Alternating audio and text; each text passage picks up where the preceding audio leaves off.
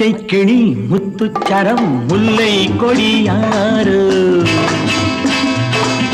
பச்சை கிளி முத்துச்சரம் முல்லை கொடியாறு பாவை என்னும் பேரில் வரும் தேவன் மகள் நீ